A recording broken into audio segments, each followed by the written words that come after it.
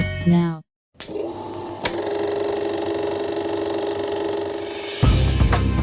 What exactly is an overrated film? A movie whose reputation is far greater than any sober review would give it. Now, when I describe a movie as overrated, I'm not saying it's a bad film.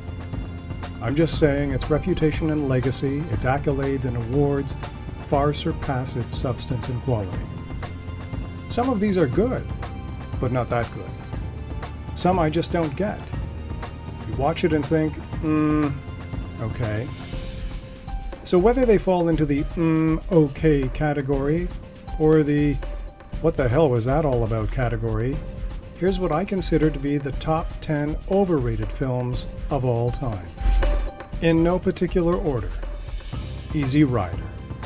A great soundtrack and an especially great performance by a young Jack Nicholson. But here's one that has become a defining film, a signature for an era or generation.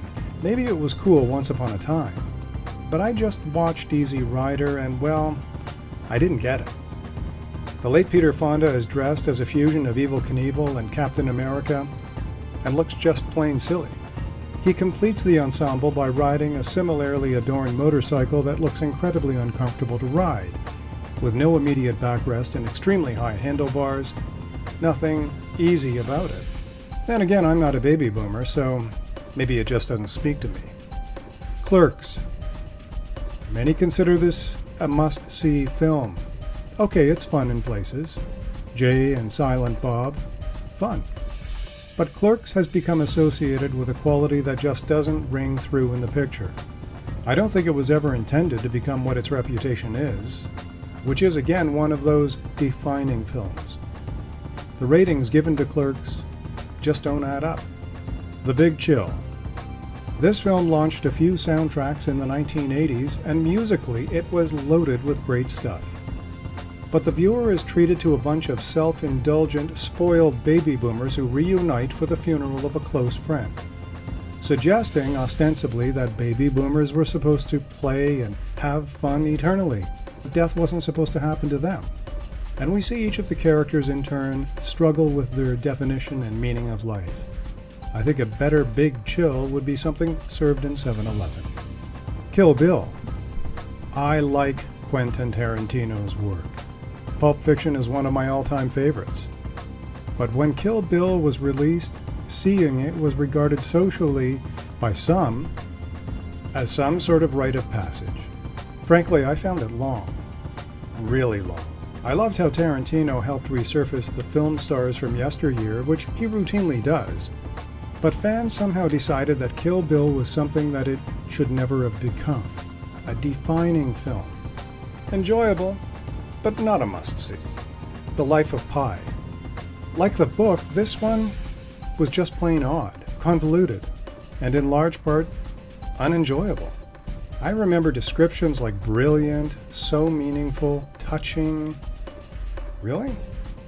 Some interesting visual effects, but the multi-layered metaphors are just a little much, especially with a running time of 2 hours and 7 minutes.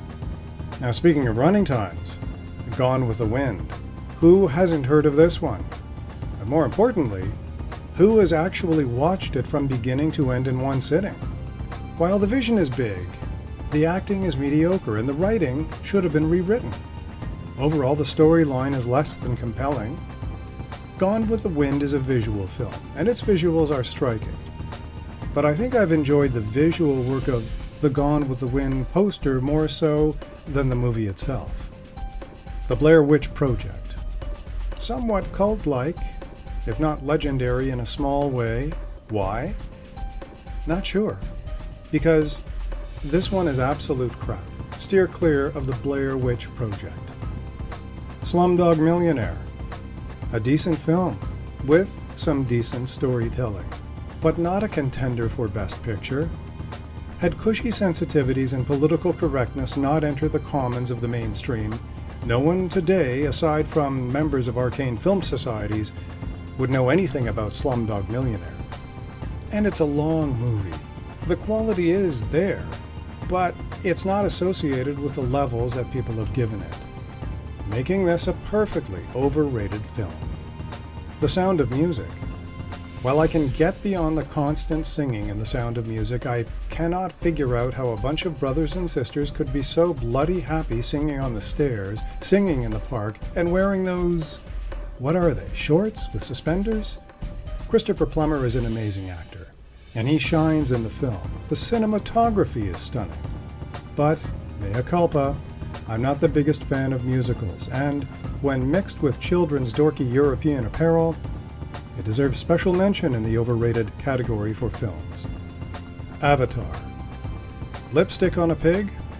No, not that bad, but close. The plot is weak. The acting is substandard. It's the visuals that carry this production. They're impressive, but I'm not going to describe them as beautiful or must-see, because they're not. You need more than just style to elevate your substance. Or maybe the folks responsible for Avatar disagree. In fact, there's a sequel in the works. Let's just hope the Avatar team focuses more on quality and substance in the upcoming second course. And there you have the top 10 most overrated films. Visit stephenchristiansen.ca for more episodes. This podcast is available on premium streaming platforms including Anchor, Spotify, Apple, Google, and TuneIn. I'm Stephen Christiansen. Thanks for listening.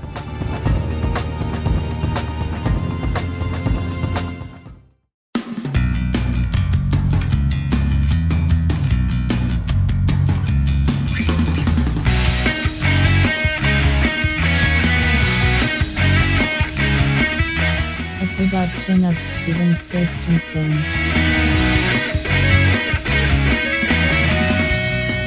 Podcast complete.